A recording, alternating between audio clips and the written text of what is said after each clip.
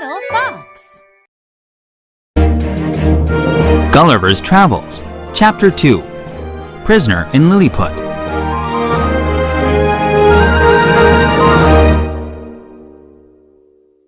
When I woke up the next morning, I couldn't move.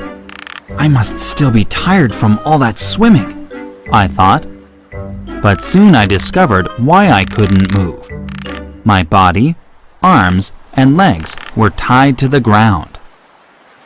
Even my hair, which was long and thick, was tied down. I couldn't even move my head. How strange, I said to myself. I must be dreaming. The sun grew hot and shone in my eyes. All I could see was the sky. Soon I felt something crawling on my left leg. It must be a bug, I thought. It moved up my body almost to my chin. I looked down and, to my great surprise, saw a tiny man standing on my chest. He was about as big as my thumb, no more than 15 centimeters tall. In his hands, he held a bow and arrows. I felt many more little men crawling over me. In astonishment, I shouted very loudly, "Get off me, you insects!" They all jumped in alarm and screamed in terror. Some of the little men fell right off my body. I tried to loosen the ropes that held me down. Although the ropes were very thin, like thread, there were hundreds of them. Finally, I was able to free my left arm. The tiny men began to shoot arrows at me. Several arrows landed on my hand. Others hit my face and chest. "Stop that! It hurts!" I cried out. I decided to lie still and see what would happen next.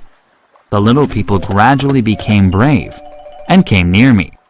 They built a platform beside my head. One of them, an official of some kind, climbed onto the platform. He started speaking to me, but his language was not like any language I had heard before. The little men seemed friendly now. "I'm so hungry," I said, but they didn't understand me. With my free hand, I used signs to ask for food. The men brought me baskets of many different foods. I also drank 2 barrels of wine. Another official spoke to me, making signs with his hands as he talked. I understood that they were going to take me to another place. I fell asleep again.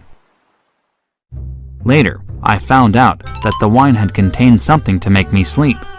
I also learned about the island and what had happened while I slept. The island was called Lilliput. Its king lived in a castle in Mildendo, the capital city, which had high walls around it. The people made a huge cart and put me on it when I was asleep. I found out that it took 900 men to lift me onto the cart. 1,500 Lilliputian horses were needed to pull it. When we arrived near the city, the guards attached many chains to my ankle. Then they cut the ropes that tied me down. At last I was able to stand up and stretch. But because of the chains, I could not move about much.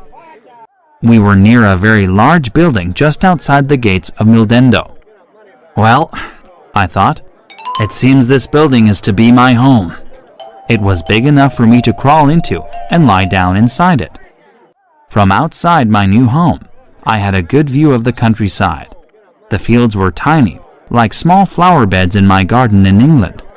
Even the tallest trees were only about 2 meters high. Lilliput was a beautiful place, and everything in it was unbelievably tiny.